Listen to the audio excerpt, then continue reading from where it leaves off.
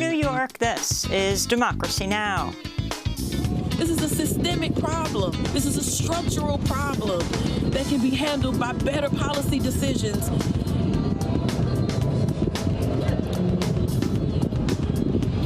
So that's why we're out here.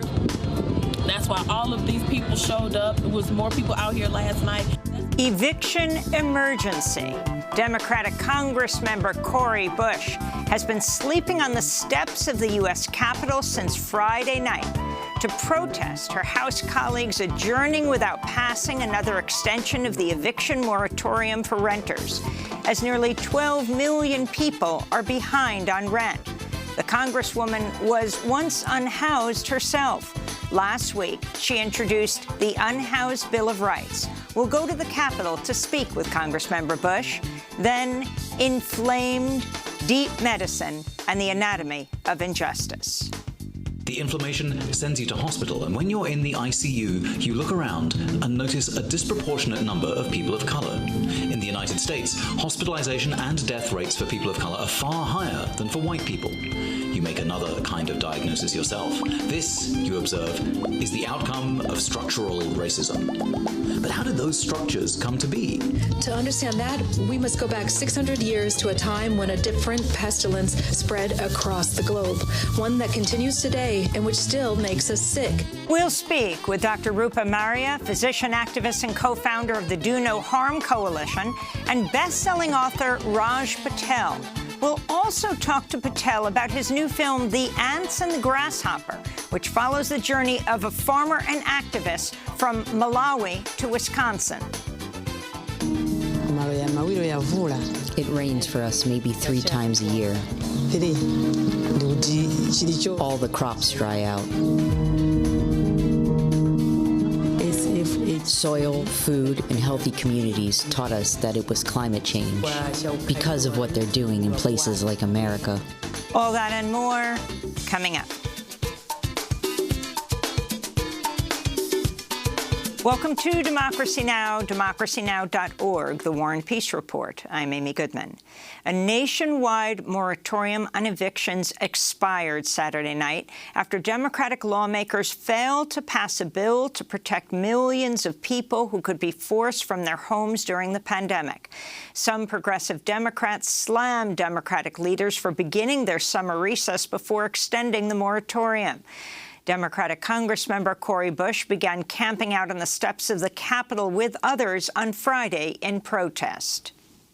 The night was, it was necessary to continue this awareness because we need our, the powers that be to understand that we're not just going to let this go quietly when the lives of actual people that we are supposed to represent, like actual whole people, like human beings, actually are at risk by this policy decision, or the lack of one. So we're out here.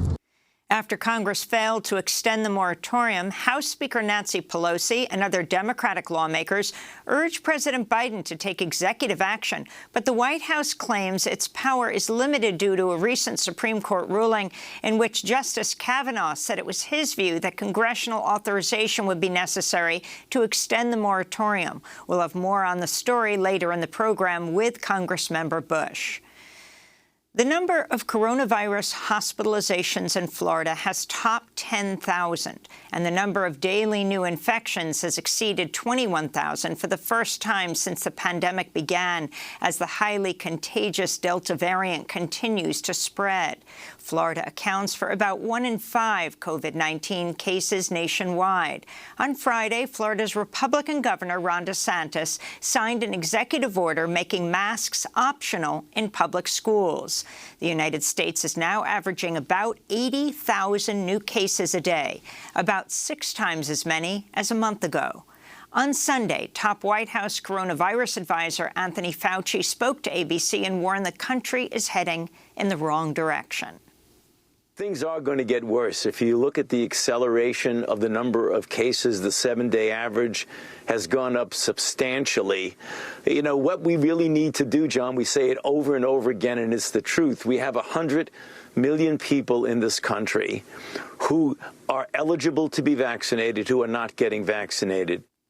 China is battling its largest COVID outbreak in over a year. More than 300 cases have been confirmed across 15 provinces. China suspended all flights, trains and buses between Beijing and areas with confirmed cases.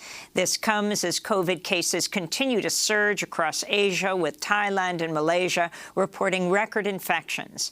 In Japan, authorities reported over 4,000 new COVID cases in Tokyo Saturday, a new single-day high in the Olympic host city. In Turkey, at least 8 people have died as over 100 wildfires continue to burn. President Erdogan has declared parts of southwestern Turkey to be disaster areas. Thousands have been evacuated. Greece, Italy, and Spain are also battling fires fueled by intense heat in the latest sign of the climate emergency facing the world. Meanwhile, in Bangladesh, thousands of Rohingya refugees have been displaced after mass flooding in Cox's Bazar, the world's largest refugee camp. At least 6 refugees have died. Many others lost all their belongings. The landslide fully damaged my house. Somehow my family members could evacuate. The mud that came down from the hill entered my home, and it was totally covered with mud. All of our belongings inside are covered in mud. There were very few things I could retrieve. In Afghanistan, dozens of people have died after flash floods in the Taliban-controlled Kamdesh district. The Taliban put the death toll as high as 150. Meanwhile, here in the United States, there are now 91 large wildfires burning in the West. The New York Times reports the bootleg fire in Oregon has now burned an area the size of Portland, Seattle, Sacramento, and New York City combined. Authorities warn the fire may not be fully contained until October. Newly released Justice Department documents show Donald Trump directly asked the acting Attorney General for help to overturn the November election. According to notes taken during a conversation on December 27th, Trump told Jeffrey Rosen, quote, "Just say the election was corrupt and leave the rest to me and the Republican congressman." Rosen refused. 10 days later, Trump supporters stormed the U.S. Capitol in a bid to stop the counting of electoral votes. Meanwhile, House Minority Leader Kevin McCarthy is facing widespread criticism for remarks he made about House Speaker Nancy Pelosi. During an event on Saturday, the top Republican in the House talked about what would happen if the Republicans gained control of the House. McCarthy said, quote, "I want you to watch Nancy Pelosi hand me that gavel. It will be hard not to hit her with it." In response, Pelosi's spokesperson said, quote, "A threat of violence to someone who is a target of a January 6th assassination attempt from your fellow Trump supporters is irresponsible and disgusting." McCarthy was speaking at a fundraiser of over 1,000 people. In news from Afghanistan, the Taliban has stepped up attacks on 3 provincial capitals, Kandahar, Herat, and Lashkar-Gah. In response, the U.S. military launched airstrikes against Taliban fighters. On Sunday, at least 3 Taliban rockets hit Kandahar airport, and on Friday, at least 1 person died after rocket-propelled grenades and gunfire hit the main UN compound in Herat.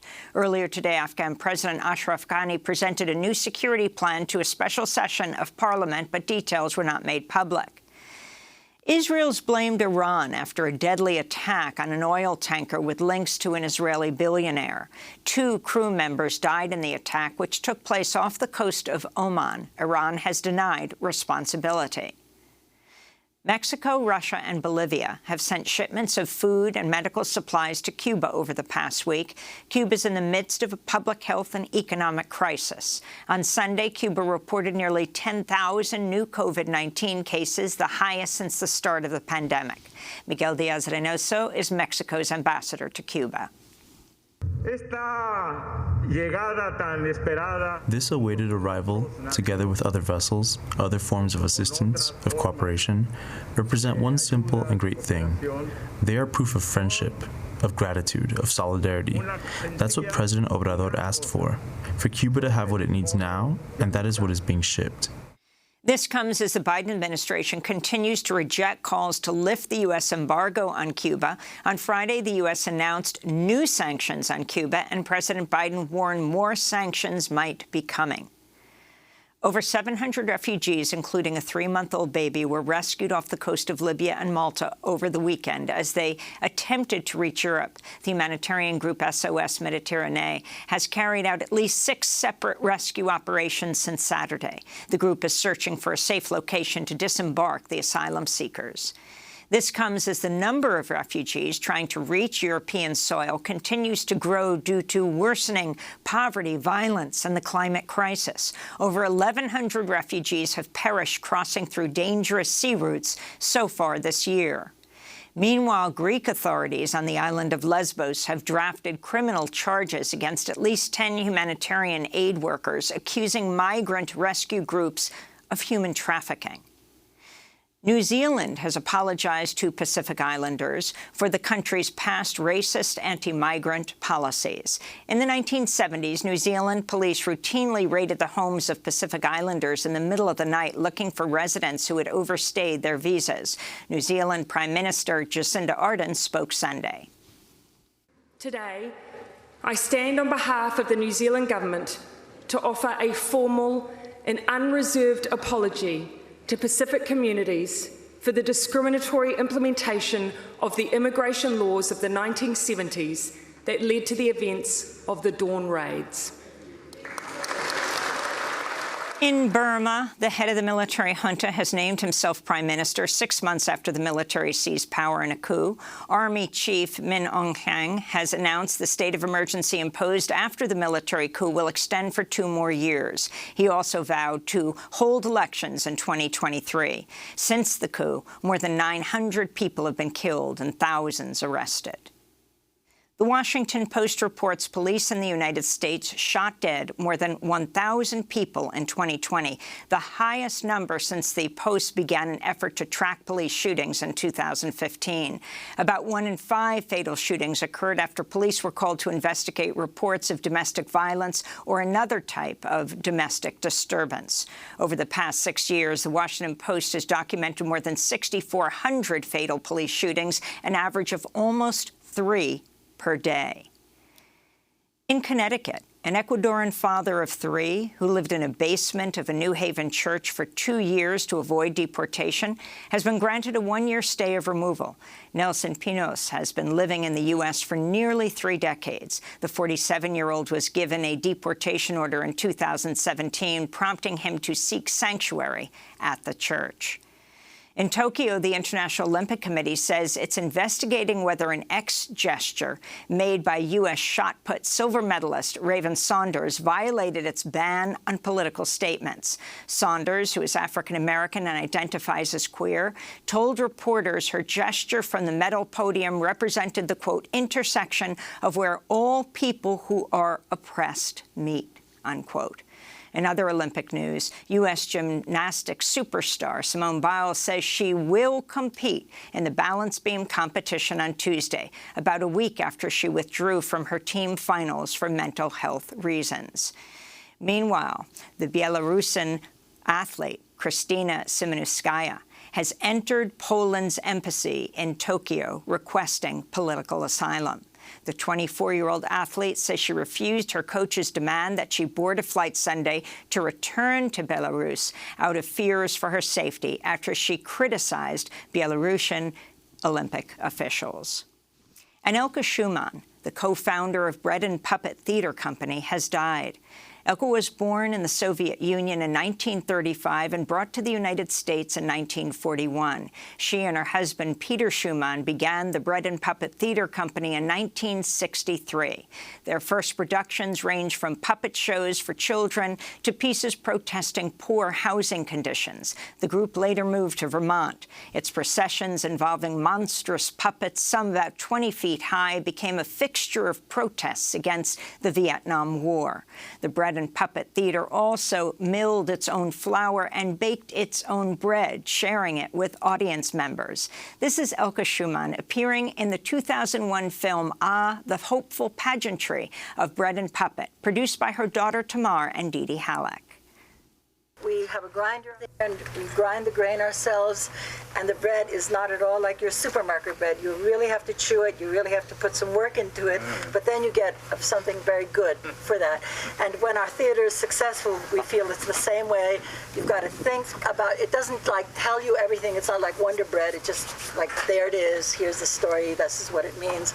You've got to do some figuring yourself in the theater, in our theater, and if this play is successful, then at the end you probably feel it was worth the work. Elke Schumann died at the age of 85 on Sunday, surrounded by her 5 children and her partner, Peter Schumann. And those are some of the headlines. This is Democracy Now!, democracynow.org, the War and Peace Report. I'm Amy Goodman. The highly infectious coronavirus Delta variant is causing huge spikes in cases across the United States and around the world, with China struggling to control surging infections and the Philippines preparing for a new, stricter lockdown. The United States is now averaging some 80,000 new COVID cases a day, about 6 times as many daily cases than a month ago.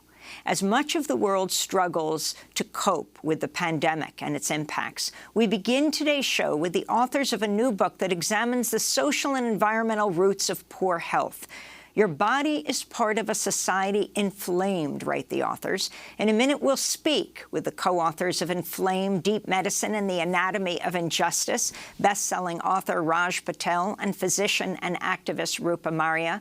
But first, this is an animated introduction to their book by Aaron Kerbel.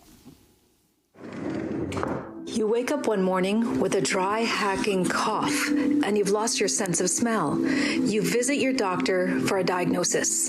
With an X-ray and nasal swab, she diagnoses COVID. The coronavirus infected your body, and your lungs and nerves are now inflamed.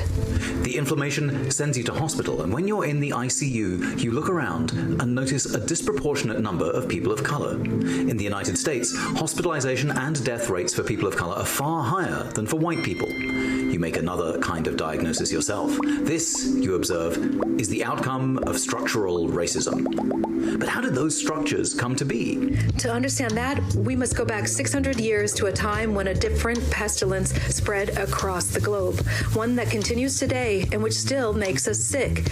And it makes us sick in a patterned way, through inflammatory disease, which underlies all the leading causes of death in industrialized places.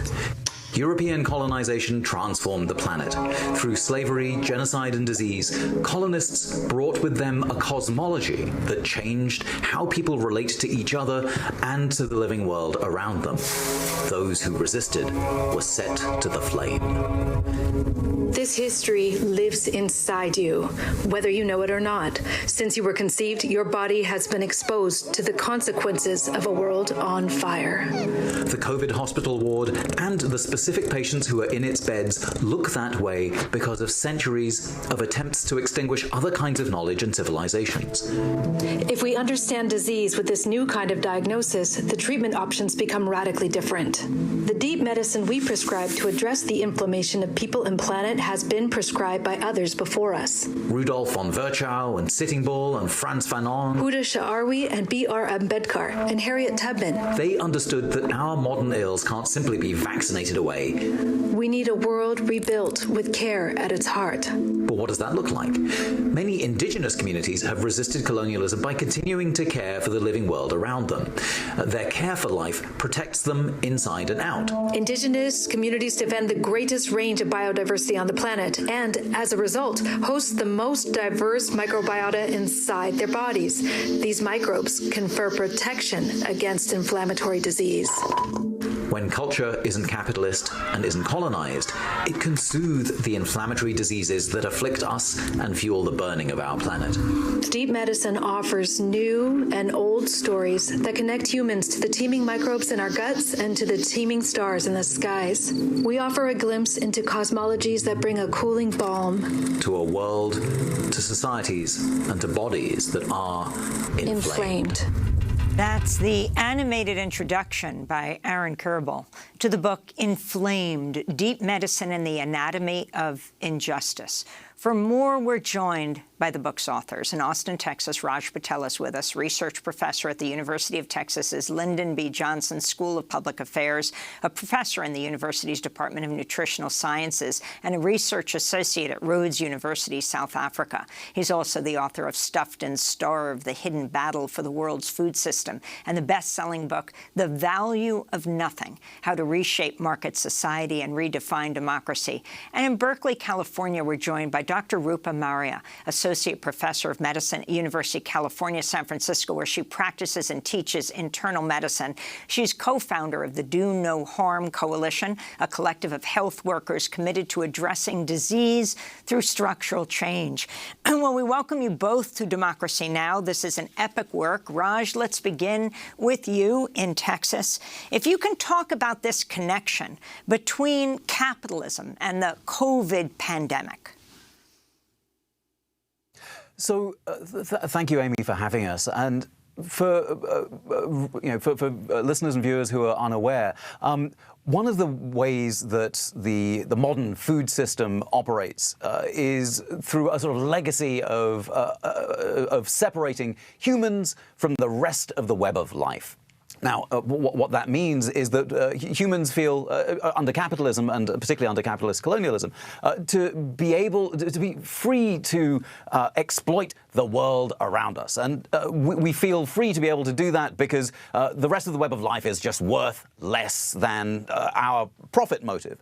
And that's why, for example, 60% of current human infectious diseases come from pathogens that jump from one species to another, and the industrial food system incubates those kinds of diseases. Now, while the jury's out around COVID, it's certainly the case that we've seen a vast array of diseases coming from the industrial food system. And so H1N1, for example, in 2019 in 2009 was one example of a disease that emerged from a food system which is quite happy with treating the rest of the web of life as a disposable resource, and also quite happy in treating the working class as an expendable kind of insulation between the burn of disease and the needs of the rich in the global north.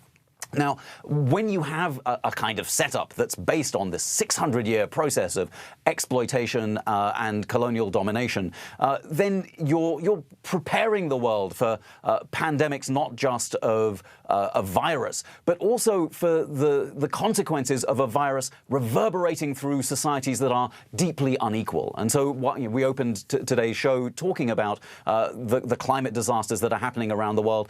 Guess who it is that's on the front lines of the climate crisis? It's the same communities that are at the forefront, who have been predominantly exposed to the kinds of narratives, the kinds of exposures that render their body more ready to become susceptible to COVID.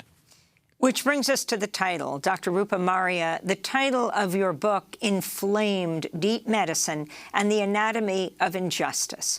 Talk about why you called it Inflamed and the kind of work you've been doing that shows the disparities that result from the system that we have. Yes, thank you for having us, Amy, and I'm happy to be speaking to you today from the occupied territory of Huichin. You can see the West Berkeley Shell Mound, which our friends are trying to save, the oldest inhabited site here in the Bay Area. So inflammation is the body's appropriate response to damage or the threat of damage. And the leading cause of death and illness in industrialized places are all inflammatory disease, whether we're talking about cardiovascular disease or cancer, Alzheimer's disease, depression, even suicide. All of these diseases have inflammation as a part of their process. And we're learning now that the immune system is being primed for inflammatory disease through not just genetics, which is what we've been thinking about for many years. You know, why do some people get autoimmune disease? Why do some people get inflammatory bowel disease? Why do some people get cancer? But now we're learning that the social structures around us, the environmental, political structures around us are tuning the immune system to sound out the full range of inflammation. education. And unfortunately, medical education is steeped in the same Enlightenment errors that Raj was just speaking of, separating humans from the web of life, separating civilization from nature. These kinds of dichotomies, these false dichotomies and errors are a part of medical education today. So while it's helpful that we're talking about structural determinants of health as we're looking at the glaring disparities with the COVID crisis, we don't learn in medicine where these structures came from or how to dismantle them. And that is really what deep medicine is. If we want to be making an impact on these structures, if we want to be making an impact on the health outcomes, we have to start working with communities who are already identifying the problems and leading the change. And so that is, a brief summary of what we're doing in this book. And if you can talk about the pandemic, Raj Patel, providing this kind of autopsy of racial disparities in the country, the profound injustices in the system. In just a few moments, we'll be linking up with Congressmember Cori Bush, who has been sleeping on the steps of the Capitol with a number of other people protesting the fact that eviction moratorium was allowed to expire, threatening millions of people in this country. This in the midst of a pandemic that is surging in this country. Well, as we approach this, this expiration, one of the big ideas that we have in the book is particularly the way that capitalism primes bodies, as Rupa was saying, for sickness, and that this expiration is going to drive more people into despair. But we already have the technologies of oppression that are geared towards sending the working class to despair. Things like payday loans, for example. If you take out a payday loan for $300, you might end up paying upwards of $800, an APR of 400%. And we know that the stress of needing to repay these loans is causing ill health. I mean, to the extent that if we were to ban things like payday loans, then in the United States, the suicide rate would fall by 2.1%, and the fatal drug poisoning rate would drop by 8.9%. Now, that kind of ongoing stress is just a normal feature of the way that capitalism operates in the United States, and this moment of triggering the lapse of the eviction moratorium is going to drive yet more people to the abyss. But Rupa has been working, for example, in San Francisco, working with physicians and protesting with them around some of the eviction-related issues and the issues around the unhoused there. Dr. Rupa Maria, if you can talk about that work for just about 30 seconds, then we're going to go to break. We're going to go to Congressmember Cori Bush, who's been sleeping out on the Capitol steps for the last few days to protest this eviction moratorium expiring. And then we're going to come back to the two of you.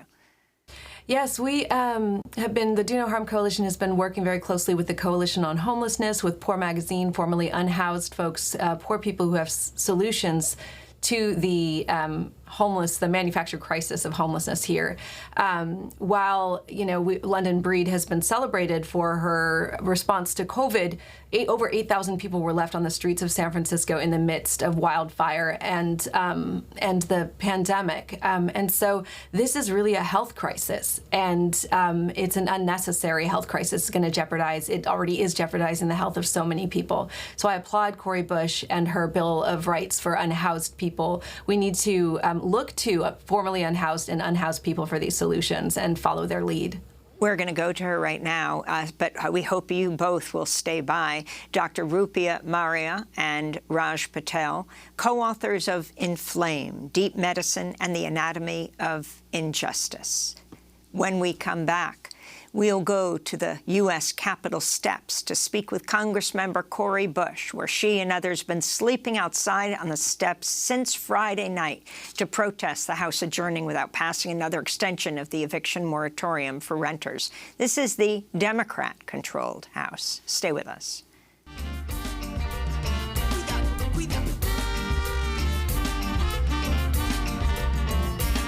Oh, the world wakes up and what do we see? Monkeys swinging round on the money tree, robbing us blind while we're asleep and telling us that we're free.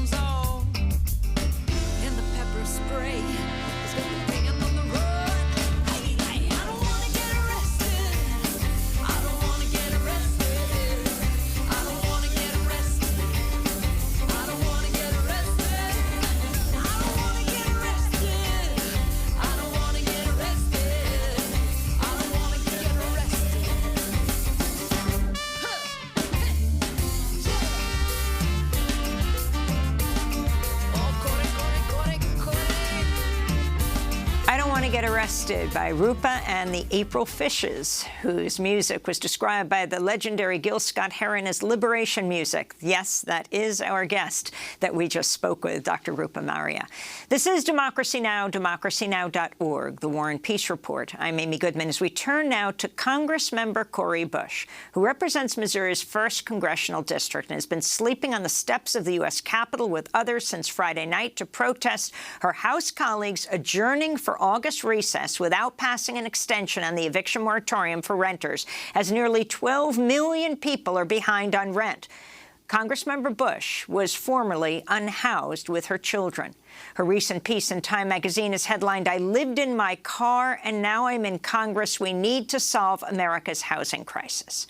Last week, Congressmember Bush introduced the Unhoused Bill of Rights, which she describes as the first ever federal legislation to declare the civil and human rights of unhoused individuals, particularly the right to sit, stand, sleep, or eat in public without fear of harassment or criminalization.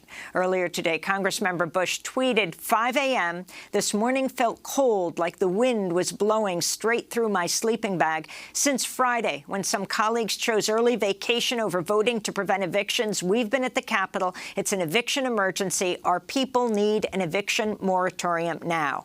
She joins us from those same Capitol steps. Congressmember Bush, welcome back to Democracy Now! Talk about why you've been sleeping on the steps for days now.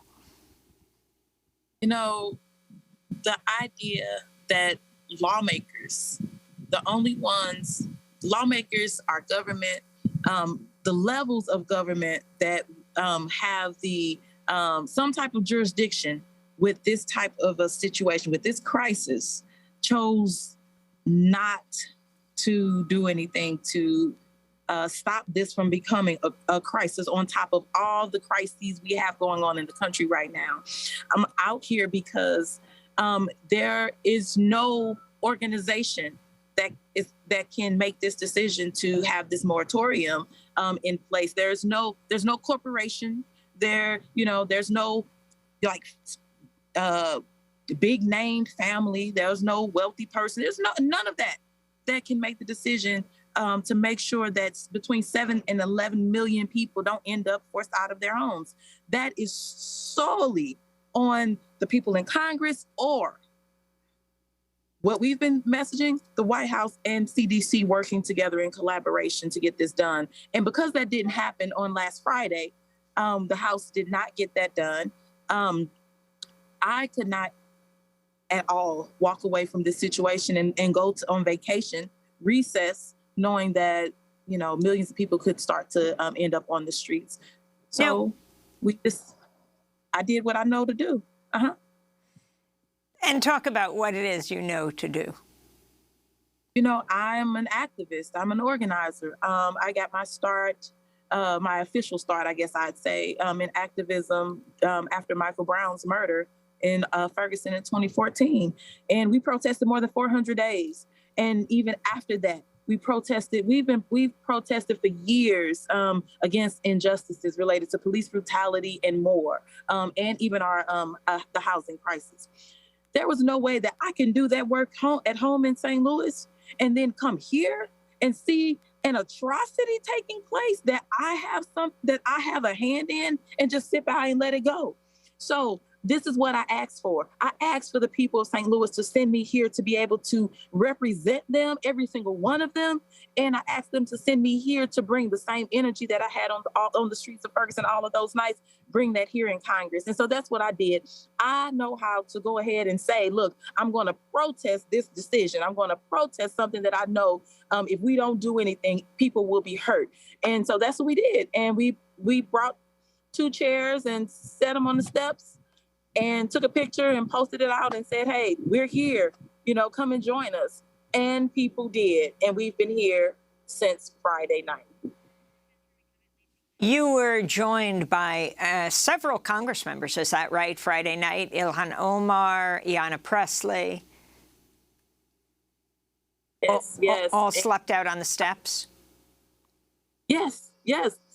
Slept on the steps. And let me just say that it's not comfortable. We cannot lay. There is a there's a law here that you cannot lay down on the Capitol steps. So we have to sit up in a chair or sit up on the steps. So that's how we slept, sitting up. And we've done that every night since. And it gets cold at night.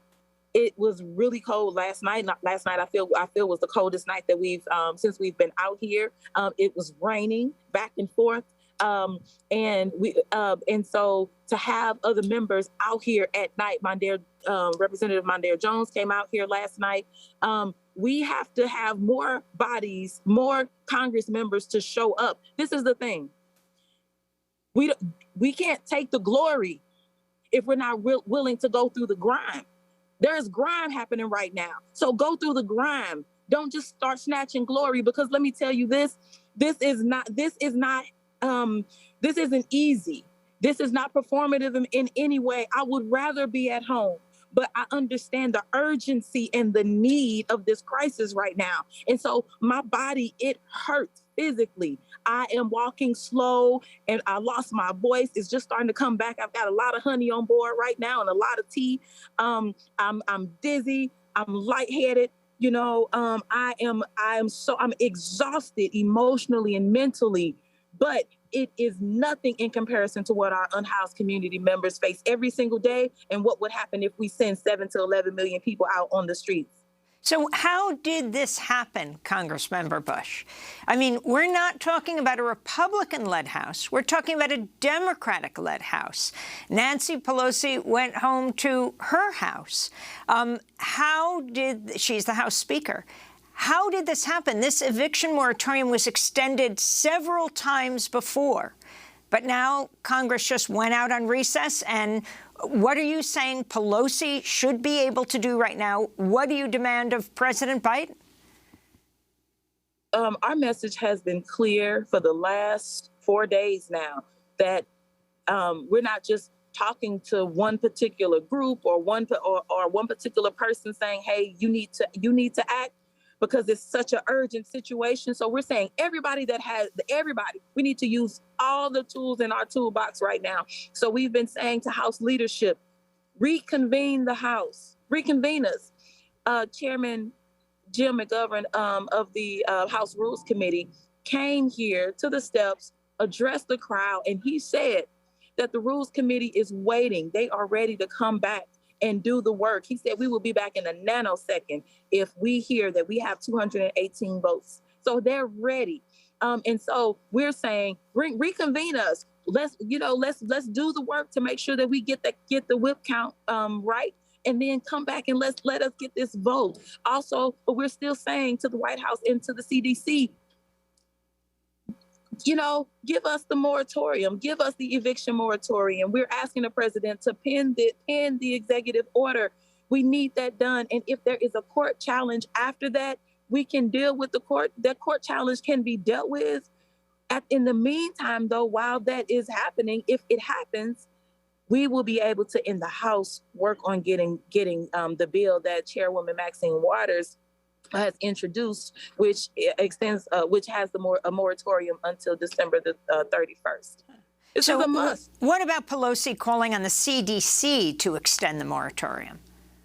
We have to use everything that we can. That was the route that she chose, was to say the CDC. We're saying CDC, White House, House leadership. We're even talking about the Senate.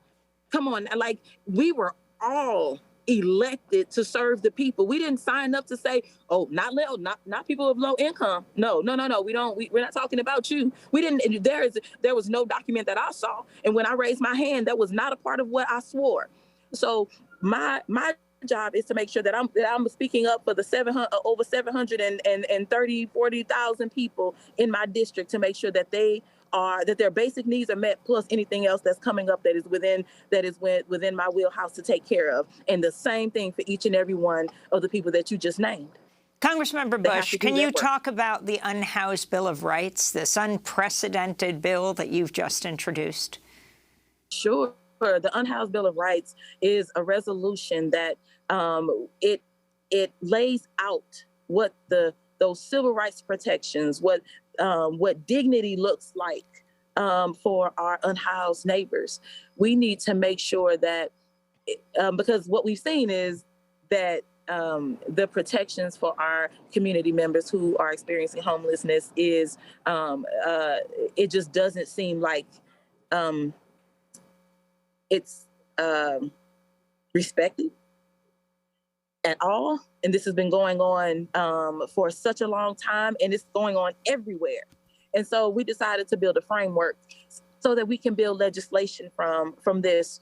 We want to make sure that we're talking about every single thing that affects someone who is living unhoused, from hostile architecture, which I think is absolutely, I just can't believe who comes up with these things to want to take a bus stop, the bus stop bench, and make it to where you can't lay down on it. You know, those type of things.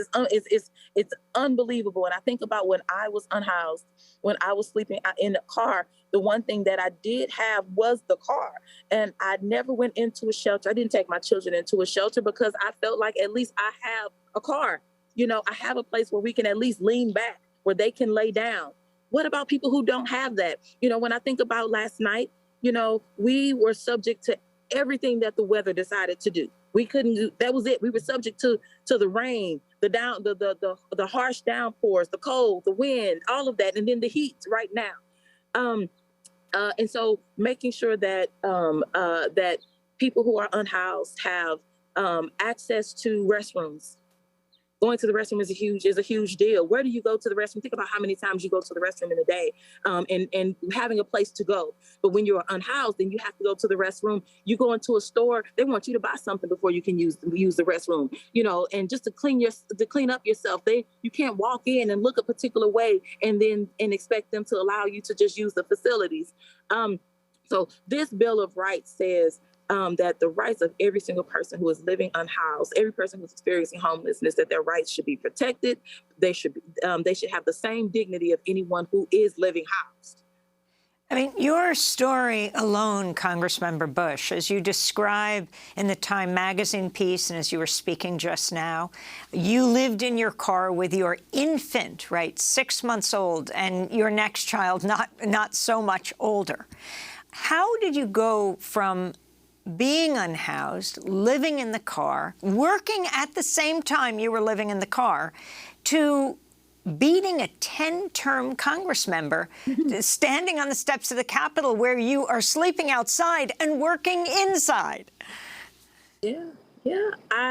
So I was able to basically get off the streets because my family and a family friend helped, because they also understood that I didn't have a place to put down on an application, a rental application, to say, you know, call this landlord to see about my rental history. And so, which made it difficult to find a place, on top of the fact that I was very low income, trying to raise 2 children. So, my family were helping me, but then also a family friend heard about it and just said, hey, I have a rental property. You can come and stay here until you all get on your feet. And that is how we were able to finally come off the streets, after living on the street and then living in one of those, those extended stay hotels. But it was through that and a few other things, just seeing how it took somebody to notice what was going on and took someone to actually act. I think that is the other thing. It's one thing to know. It's one thing to say, yeah, you know, this should happen and this should happen, this should happen. But it's another thing for somebody to act and change your situation. So I saw that and thank you. I saw that and I pushed that forward. And so the more and more, and I wanted to extend that to other people, because it was extended to me and it saved my life and it saved the lives of my children. So when Michael Brown was murdered, before Michael Brown was murdered, I was on the streets working with the unhoused community then, working and helping to fight sex trafficking in my community. I started to do that work to give back, and then Michael Brown was murdered. And I took to the streets to lend my hand as a medic and as clergy, still trying to do the same work to help my community, and just did not like the response that was coming from those that were in power, that should have been able to help us and help us to fix that situation. And the community asked me to show up and to run, so I did. What would permanent housing justice look like? I mean, even with the housing eviction moratorium, which has now expired, people owe back rent. How can they possibly pay this in this time? And as you were speaking, we were also showing video of people holding up signs, you can't stay at home when you don't have a home. We're talking in the midst of a pandemic. If one person gets sick, we are all vulnerable. Yes, we are. We are. That's why with our unhoused Bill of Rights, one thing that that is built in is $140 billion. It's a $200 billion bill, but it's $140 billion that goes towards building of homes. So building of homes that are affordable for people, the homes that that will be where someone who has experienced homeless for a very long time, this is a home that they would be able to acquire. Not only that, if we're able to fix, because this bill talks about ending homelessness by 2025, completely eradicating homelessness. So if we are able to eradicate homelessness with the Unhoused Bill of Rights, what we have right now, this crisis that should not be a crisis, when we have over $40 billion sitting right now that states and counties, other localities can use to help to make sure that some of this back rent is paid. If we need to go back and try to work on getting more funding, then we can do that. But right now, what we have on the table, already out there, ready to go, that $40 billion, we have to move it. We have to move it, and we have to move it down, because we need, in order for people to stay in those homes, yes, we understand that landlords need to pay a mortgage company. So that is why we're also stressing to the states and to those localities to get that money moving and get it into the hands of the people who are supposed to have it. Congressmember Bush, how long do you plan to sleep out on the Capitol steps, and how many people are you sleeping out there with? I'm out here until change happens. You know, I've never set a date. That, let me tell you, 1 hour before we came out here, I didn't know I would be out here, and didn't know each day. I didn't know if there would be another day. And so we're going moment by moment. And when change happens, we can go home. One thing that we cannot do is we cannot say, well, we did all that we could do, and not apply the pressure needed to make sure that people aren't forced out of their homes. And I think that's just our work. You have Supreme Court Justice Brett Kavanaugh warning last month, when the Supreme Court allowed a 1-month extension of the eviction moratorium to stand, that any further extensions would have to go through Congress. So what has the leadership said to you since they went home? So what we are hearing is that, yes, that is what we're hearing, that is what the CDC and that is what the administration is what they're looking at to say, okay, we cannot, we can't do this. Congress has to act. But what we're saying is, let's do both. Let Congress act, and you do something that can happen immediately. It could have happened, on Friday. It could have happened before Friday. It could have happened, on Saturday. We're asking them to go ahead and do that, to at least buy us some time. And, we know what Brett Kavanaugh said. And as far as we're concerned, that his statement was not a Supreme Court ruling. His statement out of his mouth, that was not a Supreme Court ruling. So let the courts, if that's what needs to happen, that's not for us to worry about. The House, our job is to make sure that that we're legislating. And right now, there is power in the pen of the President of the United States. Well, I thank you so much for joining us outside of the Capitol, outside the House, as you have been unhoused yourself and now a House member. Congressmember Cori Bush represents Missouri's 1st congressional district since Friday. She's been sleeping on the steps of the Capitol to protest her House colleagues adjourning for August recess without passing an extension on the eviction moratorium for renters. Stay safe, Congressmember Bush. Thank you. When we come back, we continue our conversation with the authors of Inflamed, Deep Medicine, The Anatomy of Injustice, and we'll look at the connections between the pandemic and the climate crisis. We'll look at a new film, The Ant and the Grasshopper. Stay with us.